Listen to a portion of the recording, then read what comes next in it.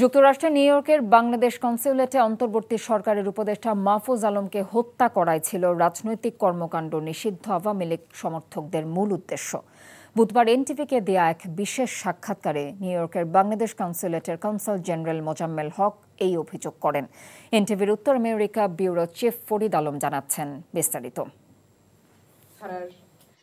গত রোববার কুইন্সের বাংলাদেশ কনস্যুলেটে তথ্য ও সম্প্রচার উপদেষ্টা মাহফুজ আলম যখন জুলাই অভ্যুত্থানের বর্ষপূর্তির একটি অনুষ্ঠানে হাজির হন, বাইরে তখন আওয়ামী লীগ সমর্থকদের উন্মত্ত তাণ্ডব চলছিল।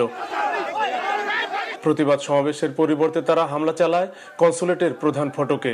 উদ্দেশ্য ছিল গেট ভেঙে কনস্যুলেটে ঢুকে উপদেষ্টা মাহফুজ আলমকে হত্যা করা, কিন্তু বিপুল সংখ্যক পুলিশের বাধাদানে সেটা সম্ভব হয়নি। এ তথ্য জানান খোদ consul general Mozammel Haque.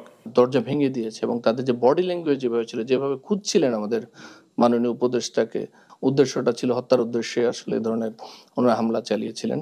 এনওএপিডি police department, এনওএপিডি police department যে কমিশনার, তাকে আমরা চিঠি দিয়েছি, উনি অ্যাকনলেজ করেছেন। তারা এটা সর্বোচ্চ শক্তি প্রয়োগ করবেন যারা এইসব ঘটনার সাথে জড়িত। এই ঘটনায় যুক্তরাষ্ট্র আওয়ামী লীগের সভাপতি ডক্টর সিদ্দিকুর রহমান সহ অন্তত 30-40 জনের ভিডিও ফুটেজ আইন প্রয়োগকারী সংস্থার কাছে দেওয়া হয়েছে। ভিডিওতে আমরা আইডেন্টিফাই করতে পেরেছি 8 জনের নাম সহ আমরা মোট 30-40 জনের নাম আমরা দিনে 40 জনের কথা উল্লেখ করে আমরা অভিযোগ দায়ের করেছি।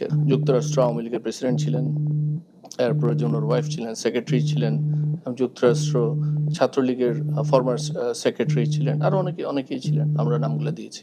হামলাকারীদের বিরুদ্ধে কার্যকর ব্যবস্থা নেওয়া হবে বলেও কনস্যুলেটকে আশ্বস্ত করেছে পররাষ্ট্র দপ্তর ও পুলিশ ডিপার্টমেন্ট। এদিকে হামলার ঘটনায় আওয়ামী লীগ নেতাদের বিরুদ্ধে অভিযোগ দায়েরের পর অনেকেই গা ঢাকা দিয়েছেন বলে জানা গেছে। Farid Alam, NTV news, new York, যুক্তরাষ্ট্র। বান্ডেল থাকলে প্রতি সেনমানিতে টাকা বাঁচবে।